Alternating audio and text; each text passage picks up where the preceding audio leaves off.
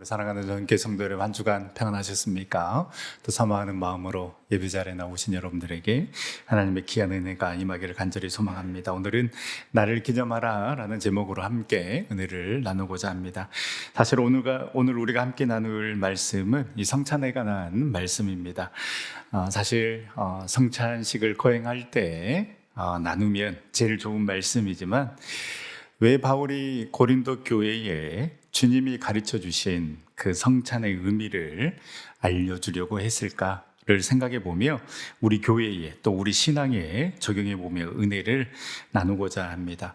이 성찬은 교회 예식 가운데 가장 거룩하게 지키는 예식 중 하나입니다. 그러나 오늘 본문 속 고린도 교회에서는 그 거룩한 성찬이 공동체를 세우는 은혜의 자리가 아니라 상처와 분열의 자리가 되어버렸습니다. 바울은 그 현실을 보며 이렇게 이야기합니다. 17절에 이는 너희의 모임이 유익이 못되고 도리어 해로움이라. 이 당시 고린도는 부유한 항구 도시로 경제적, 사회적 계층 차이가 뚜렷했습니다. 교회 안에서도 그 차이가 그대로 들어오게 되었는데요. 이 당시 성찬은 이 예찬과 함께 진행이 되었는데요. 교회 성도들이 각자 음식을 가져와서 공동으로 나누는 식사였고, 그 식사 후에 주님의 떡과 주님의 잔을 나누었습니다. 이 모임은 주로 이 가정교회 공간에서 열렸고, 성찬은 그 공동 식사 후에 자연스럽게 이어졌습니다. 그런데 바울이 지적한 것처럼 이 부자들이 먼저 자기들이 싸가지고 온 음식 풍성히 먹고 마시며 취했고, 그 뒤에 오는 일을 마치고 오는 이 가난한 성도들은 아무것도 먹지 못한 채 굶주리고 있었습니다. 성찬이 더 이상 그리스도의 몸을 나누는 자리가 아니라 계층과 이기심이 드러나는 자리로 변해버린 것입니다. 바울이 고린도 교회를 강하게 책망한 이유가 바로 여기에 있습니다. 문제의 핵심은 기다리지 못한 마음에 있었습니다. 부자들은 먼저 와서 자기 음식과 포도주를 먹고 취했고, 가난한 성도들은 굶주린 채 있을 수밖에 없었습니다. 그들이 다 모일 때까지 기다리지 않았다라는 말은 단순한 식사 예절의 문제가 아니라 사랑과 배려, 공동체 의식의 결핍을 드러내는 말이었습니다. 여러분, 사실 이 바울의 책망은 고린도 교회에만 해당되는 것이 아닙니다. 저는 오늘날 우리 교회도 책망받을 일이 있지 않을까 싶습니다. 고린도 교회처럼 기다리지 못하고 배려하지 못하고 우리가 말을 하고 행동을 할 때가 참 많습니다. 특히 우리 민족은 잘 기다리지 못합니다. 무조건 빨라야 합니다. 그 민족성 때문에 이만큼 경제 성장도 하고 여기까지 온 것도 사실일 것입니다. 그래서 우리나라처럼 빨리빨리를 입에 달고 다니는 민족은 드뭅니다. 전에도 한번 이야기했던 것 같은데요. 외국인들이 봤을 때에 깜짝깜짝 놀라는 한국인들의 빨리빨리 베스트 10이 있다고 합니다. 10위는 편의점에서 음료수를 마신 후에 계산합니다. 보통은 계산한 다음에 음료수를 마셔야 되지 않습니까? 그런데 편의점에 들어가서 먼저 음료수를 따고 마시면서 계산대로 간다라는 것입니다. 9위는 5초 안에 열리지 않는 웹사이트는 닫아버린다. 결국 이 성질 때문에 세계에서 가장 빠른 초고속 인터넷을 저희가 사용하고 있는 것 아니겠습니까? 8위는 볼일 보는 동시에 양치질을 한다. 7위는 영화관에서 스크롤이 올라가기 전에 나간다. 6위는 3분 컵라면이 익기 전에 뚜껑을 열어서 먹는다. 5위는 엘리베이터 문이 닫힐 때까지 닫힘 버튼을 누른다. 4위는 삼겹살이 익기 전에 먹는다. 3위는 화장실에 들어가기 전에 지퍼를 내린다. 2위는 버스 정류장에서 버스와 추격전을 벌인다. 1위는 자판기 종이컵이 나오는 곳에 손을 놓고 기다린다. 요즘은 뭐 이렇게 커피 자판기 많이 마시지 않지만 옛날에는 많이 마시지 않았습니까?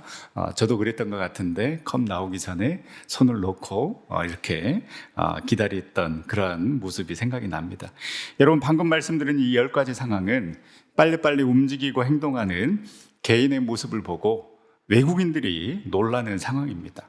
남에게 피해를 주는 것은 아닙니다. 컵라면 익기 전에 뚜껑 열어서 먹는 것 본인의 결정입니다. 다른 사람들에게 피해를 주는 것은 없습니다. 자판기 종이컵이 나오는 곳에 손을 놓고 기다린다. 뜨거운 커피에 손이 되더라도 본인 손이 되는 것이니까요. 남에게 피해를 주는 행동은 아닙니다. 그런데 이 기다리지 못함이 타인에게 향할 때, 그래서 내 감정 기분을 그대로 드러낼 때에 여러분 또 다른 상처로 다른 사람을 힘들게 할 수 있다는 것을 우리는 기억해야 할 것입니다. 예배드리면서 큰 은혜를 받았습니다. 그런데 예배당을 나가 지하 주차장에서 조금 늦게 나온 성도에게 인상을 찌푸리며 화를 냅니다. 여러분, 주님의 사랑으로 기다려 주십시오. 정 한마디 하고 싶으시면 웃으시면서 집사님, 다음에는 조금 빨리 나와주세요. 이렇게 말씀하시면 늦게 나온 집사님도 압니다. 당신 때문에 차가 못 빠져나가고 있다는 것을. 그런데 거기에 대고 화를 내면 그 말을 듣는 분도 감정적으로 나올 수밖에 없습니다. 조금만 기다려 주십시오. 엘리베이터 안에서도 마찬가지입니다. 여러분, 조금만 기다려 주십시오. 이런저런 짐 들고 타시는 분이 있다면 먼저 타신 분들은 조금씩 안으로 들어가서 자리를 마련해 주시고, 막 누군가가 달려오고 있는 것 같은데 막 닫힌 버튼을 막 누르는 것이 아니라 열린 버튼을 누리면서 여러분 기다려 주시고, 힘드시겠습니다 한마디 해주시면 얼마나 좋겠습니까? 말 한마디가, 그 표정 하나하나가 우리 교회의 얼굴임을 기억하면서 기다리는 마음, 배려하는 마음으로 주님의 몸된 교회를 세워가는 우리 전성교회, 또 우리 전생 모든 성도님들이 다 될 수 있기를 간절히 소망합니다. 이처럼 이 성찬의 본질은 기다림과 배려인데, 이 고린도 교회의 교인들이 잃어버린 것이 바로 이 마음이었습니다. 이런 상황 속에서 바울은 성찬의 본래 의미를 회복시키기 위해서 주님께서 친히 제정하신 말씀을 전하며 이렇게 이야기합니다. 23절에 내가 너희에게 전한 것은 주께 받은 것이니, 주께 받은 것을 다시금 너희에게 전한다라고 바울은 이야기하고 있습니다. 그렇다면 바울은 성찬의 본래 의미를 잃어버리고 분열과 차별의 모습만 남긴 고린도 교회를 향해 무엇을 다시 가르치고자 했을까요? 왜 바울은 이들에게 주님의 성찬을 다시 말해야 했을까요? 바울은 성찬의 진정한 의미, 즉 예수님께서 친히 제정하신 그 성찬의 본질을 다시금 회복시키려고 했습니다. 그렇다면 바울이 우리에게 전하고자 한 참된 성찬의 의미는 무엇일까요? 여기서 아마 여러분들 중에 이런 생각을 하신 분들도 있을 것 같습니다. 아니, 오늘 성찬식도 아닌데 이 말씀이 나와 무슨 상관이 있을까? 맞습니다. 오늘 우리는 실제로 떡과 잔을 나누지 않습니다. 그러나 여러분, 성찬의 의미는 성찬 예식을 진행할 때만 국한되어 있는 것이 아닙니다. 성찬은 신앙생활 전체의 태도를 비추는 거울입니다.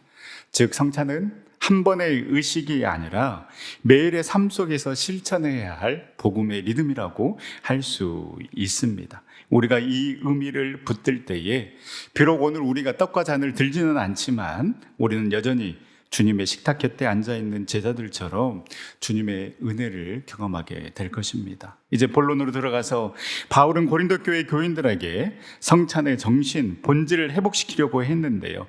그렇다면 이 바울이 우리에게 알려주고자 한, 고린도 교회에 알려주고자 했던 진짜 성찬의 의미, 본질은 무엇이었을까요? 첫 번째, 진정한 성찬의 의미는 성찬은 기억하고 기념하는 자리라는 것입니다. 예수님은 잡히시던 밤 떡을 떼시며 말씀하십니다. 23절, 24절 말씀입니다. 내가 너희에게 전한 것은 주께 받은 것이니 곧 주 예수께서 잡히시던 밤에 떡을 가지사 축사하시고 떼어 이르시되 이것은 너희를 위하는 내 몸이니 이것을 행하여 나를 기념하라 하시고, 25절에 식후에 또한 그와 같이 잔을 가지시고 이르시되 이 잔은 내 피로 세운 새 언약이니 이것을 행하여 마실 때마다 나를 기념하라. 떡과 잔을 먹고 마실 때마다 나를 기념하라고 주님께서 명령하셨습니다. 여기에서 이 기념하라 라는 헬라어는 아난네시스인데요, 단순히 잊지 말라라는 그런 의미가 아닙니다. 이 아나는 다시, 그리고 위로라는 뜻이 있습니다. 그리고 무네시스는 기억하다라는 말입니다. 즉 이 아남네시스는요, 다시 일으켜 세우는 기억, 현재로 되살리는 기억이라는 의미입니다. 여러분, 왜 결혼 기념일을 지키십니까? 왜 그날이 의미가 있습니까? 결혼은 이미 20년 전, 30년 전에 했습니다. 그럼에도 그 결혼 기념일을 지키고자 하는 이유는 무엇입니까? 혹시라도 그날을 기억하지 못했을 경우에 아내로부터 온갖 핍박과 당장 내일 아침부터 달라질 식탁의 풍경 때문입니까? 아니죠. 저도 2005년 12월 달에 결혼을 했는데요. 가끔 17일에 했는지 19일에 했는지 헷갈릴 때가 있어서 항상 2005년 12월 토요일 날짜를 검색해 보곤 합니다. 저도 설교 준비하면서 검색해 봤더니 17일이 토요일이더라고요. 그러면 12월 17일에 제가 결혼한 게 맞을 겁니다. 올해가 2025년이니까요. 딱 20주년인데 그냥 넘어가서는 안 될 것 같은 불길한 예감이 듭니다. 결혼은 여러분 20년, 30년 전에 했습니다. 과거의 사건이지만 그날을 기억하고 기념함으로써 다시금 그 첫 마음을, 뜨거웠던 마음을 가지고 지금 이 자리에서 더 사랑하며 살아가겠노라고 결단하는 시간이기 때문에 여러분, 결혼 기념일을 기억하고 기념하는 것이 의미가 있는 것처럼 성탄도 마찬가지입니다. 그때의 예수님을 떠올리는 사건이 아니라 그분의 십자가의 사랑이 지금 여기에서 다시 살아난 사건이 성찬인 것입니다. 과거의 사건을 단지 떠올리는 것이 아니라 그 은혜가 오늘 우리의 삶 속에서 새롭게 역사하는 현재적 체험이 바로 아남네시스입니다. 그래서 우리 주님께서는 이 성찬을 통하여서 나를 기념하라, 기억하라고 말씀하고 있는 것입니다. 이 개념을 가장 잘 보여주는 것이 출애굽기의 유월절 사건입니다. 이스라엘 백성들은 하나님께서 그들을 애굽의 노예 생활에서 해방시킨 날을 기념하여 매년 유월절을 지켰습니다. 그런데 흥미로운 점은 그들이 유월절 예식을 행할 때마다 우리 조상이 구원받았다라고 말하지 않고 우리가 구원받았다라고 고백한다라는 것입니다. 출애굽기 13장 8절에 이렇게 기록되어 있습니다. 너는 그날에 내 아들에게 보여 이르기를 이 예식은 내가 애굽에서 나올 때에 여호와께서 나를 위하여 행하신 일로 말미암음이라 하고, 여러분, 출애굽 사건은 조상들을 위한 사건이 아니라 지금 여기에 살아가고 있는 나를 위해 행하신 사건이라는 것입니다. 바로 이것이 아남네시스의 신앙인 것입니다. 하나님의 구원이 과거에만 머물러 있는 것이 아니라, 그래서 이스라엘 조상들에게만 그 출애굽 사건, 그래서 유월절을 기념하는 것이 아니라 지금 여기를 살아가는 우리에게 그 하나님의 사랑이 여전히 살아있음을, 그 하나님 때문에 살아갈 수 있음을 기억하고 고백하는 자리가 되어야 한다라는 것입니다. 기억하라, 사랑하라, 나태주. 너를 사랑했던 그날을 기억하라. 기억하는 것만으로도 사랑이 다시 살아난다. 오늘이 아무리 메말라도 기억 속 한 조각의 햇살이 오늘을 다시 따뜻하게 만든다. 여러분, 이 시에서도 기억은 단순한 과거의 회상이 아닙니다. 기억하는 것만으로도 사랑이 다시 살아난다라고 시인이 말했던 것처럼 우리가 주님의 사랑을 지금 이 자리에서 기억해 낼 때에 그 십자가의 사랑은 2000년 전에 일어났던 과거의 사건이 아니라 오늘 나를 위한 사건으로 기억되고 기념될 때에 예수님의 사랑이 오늘 우리의 심령을 뜨겁게 하고 첫사랑을 회복할 수 있게 되는 것입니다. 즉, 성찬은 과거의 예수님을 추억하는 행사가 아니라 그분의 십자가의 사랑이 오늘 우리의 삶 속에서 다시 살아나는 사건입니다. 성찬에 참여할 때 우리는 그때 그분이 나를 위해서 그 몸을 찢으셨구나, 그 주님이 흘리신 피로 말미암아 내 죄가 씻겼구나라는 그 믿음의 기억으로 나아가야 하는 것입니다. 어디 성찬에 참여할 때 뿐이겠습니까? 내 삶이 힘들 때, 또 때로는 나 혼자라고 느껴질 때마다 여러분, 그 주님의 은혜와 사랑을 기억하고 기념하여서 우리가 믿음으로 그 사랑으로 은혜로 다시 일어설 뿐만 아니라 그 첫사랑을 회복하는 저와 여러분들의 믿음이 될 수 있기를 간절히 소망합니다. 두 번째, 이 진정한 성찬의 의미는, 여러분, 성찬은 성찰의 자리입니다. 바울은 이어서 이렇게 이야기합니다. 27절, 28절 말씀 우리 다 같이 한번 함께 읽도록 하겠습니다. 그러므로 누구든지 주의 떡이나 잔을 합당하지 않게 먹고 마시는 자는 주의 몸과 피에 대하여 죄를 짓는 것이니라. 사람이 자기를 살피고 그 후에야 이 떡을 먹고 이 잔을 마실지니라. 아멘. 그래서 28절에 자기를 살피고 그 후에 이 떡과 잔을 먹고 마시라고 말하고 있습니다. 자기를 살피고 라는 말은 자신을 그냥 바라보다 라는 뜻보다 훨씬 강한 의미를 지닙니다. 이 살피고 라는 단어는 금속을 불로 시험하여 진짜인지 가짜인지 판별하는 행위에서 유래된 단어인데요. 즉 바울이 말한 자기를 살피라 라는 것은 단순한 자기 점검이 아니라 불로 시험하듯 진짜 자신을 점검해 보라는 뜻입니다. 이는 일시적인 감정의 반성이 아니라 내 믿음이 진짜인가, 정말로 내 마음이 하나님 앞에서 순전한가를 시험해 보라는 것입니다. 점검해 보라는 의미입니다. 성경은 이 단어를 여러 곳에서 같은 맥락으로 사용하고 있는데요. 로마서 12장 2절 말씀, 너희는 이 세대를 본받지 말고 오직 마음을 새롭게 함으로 변화를 받아 하나님의 선하시고 기뻐하시고 온전하신 뜻이 무엇인지 분별하도록 하라. 그리고 고린도후서 13장 5절에는 너희가 믿음 안에 있는가 자기를 시험하라. 즉 이 도키마조는 스스로를 정죄하는 것이 아니라 내 믿음을 하나님의 기준에 비추어 진실하게 점검해 보라는 것입니다. 그런데 오늘 한국 교회의 현실, 또 한국 교회의 성도들을 보면 이 성찰의 영성이 점점 사라지고 있는 것 같습니다.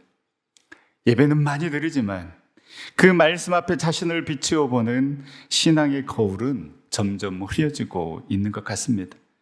많은 성도들이 예배를 드린다기보다는 다녀간다라는 표현이 더 잘 어울릴 만큼 하루하루의 신앙과 형식과 하루하루의 신앙이 형식과 습관에 머물고 있습니다. 말씀을 얼마나 많이 듣습니까? 말씀을 얼마나 읽습니까? 그런데 그 말씀을 나 자신에게 비추어 보지 않습니다. 나에게 적용하지 않습니다. 기도를 얼마나 많이 드립니까? 그런데 마음의 회개가 없으며 우리가 얼마나 많은 성찬에 참여했습니까? 그 성찬의 자리에서도 내가 주님의 은혜 앞에 어떤 사람인가 묻지 않는다라는 것입니다. 여러분, 성찰이 사라진 자리는 무감각이 자리를 잡을 수밖에 없습니다. 그렇게 되면 우리는 세상 속에서 더 이상 소금과 빛의 역할을 감당하지 못하게 될 수 있음을 우리는 기억해야 할 것입니다. 바울이 자기를 살피라 라는 이 말씀은 단지 성찬에 참여하기 전에 절차적인 경고가 아니라 신앙의 본질을 회복하라는 절규인 것입니다. 주님은 완전한 사람을 찾으시는 것이 아니라 진실하게 자신을 돌아보는 사람, 겉모습이 아니라 그 마음의 순도를 점검하며 은혜를 구하는 사람을 찾고 있다라는 것입니다. 성찰 없는 신앙, 자신을 돌아보지 않는, 자신을 점검하지 않는 그 신앙은 결국 타성에 젖는 신앙이 되고, 타성에 젖는 신앙은 세상 속에서 아무런 힘을 발휘하지 못하는 것입니다. 우리가 다시 이 말씀 앞에 멈추어 서야 하는 것입니다. 주님, 제 안에 불순물을 태워 주시옵소서. 주님, 내 마음을 새롭게 하여 주시옵소서. 주님의 뜻을 분별할 수 있는 지혜를 더하여 주시옵소서. 주님의 말씀을 들을 때마다, 주님의 말씀을 묵상할 때마다, 내가 기도의 자리에 나올 때마다 하나님의 뜻이 어디에 있는지 분별하게 하여 주시옵소서. 또 정말로 내가 그리스도인답게 살아가고 있는가, 내 안에 정말 예수로 충만하고 말씀으로 충만하여서 내 삶의 자리에서 정말 그 예수 그리스도의 향기를 드러내고 있는가, 끊임없이 나 자신을 점검해보고 성찰해 봐야 한다라는 것입니다. 성찬의 자리는 완벽한 사람이 서는 자리가 아니라 자신을 정직하게 검증하고 은혜를 구하는 사람이 서는 자리입니다. 오늘 우리 교회가 또 우리 전생의 모든 성도님들이 이 성찰의 자리에서 주님 앞에 자신을 비추어 보기를 간절히 소망합니다. 그때 우리 주님께서는 우리를 계속해서 새롭게 하여 주시고 우리의 마음을 새롭게 하여 주시고 우리를 다시 세상 속에 소금과 빛으로 사용하실 것입니다. 마지막 세 번째, 이 성찬의 진정한 의미는, 이 성찬은 사랑과 연합의 자리임을 우리는 기억해야 하는 것입니다. 바울은 고린도 교회의 가장 큰 문제를 분열이라고 지적했습니다. 성찬은 본래 주님의 몸을 나누며 하나 되는 자리인데 그들은 오히려 계층과 신분에 따라 나뉘고 함께 먹는 자리에서조차 서로를 배려하지 않았다라는 것입니다. 그래서 바울은 이렇게 이야기합니다. 29절에 주의 몸을 분별하지 못하고 먹고 마시는 자는 자기의 죄를 먹고 마시는 것이니라. 사랑하는 우리 전성교회 성도 여러분, 성찬은 그리스도의 몸과 피를 함께 나누는 자리입니다. 우리가 얼마나 많은 성찬을 하며 그 떡과 잔을 마셨습니까? 그분의 몸과 피를 먹고 마셨다라는 것은 단지 은혜를 받았다라는 그 의미를 넘어서 이제 우리는 그분의 몸된 교회로서 서로 사랑하고 연합해야 할 의무가 있다라는 것을 기억해야 합니다. 여러분, 왜 가족을 식구라고 이야기합니까? 한 집에 함께 살면서 끼니를 같이 하는 사람을 식구라고 이야기합니다. 그렇다면 여러분, 우리 모두는 주님께서 베풀어 주신 그 음식을 먹고 마신 자들입니다. 그리하기에 여러분, 우리는 영적인 식구, 영적인 가족이라고 할 수 있습니다.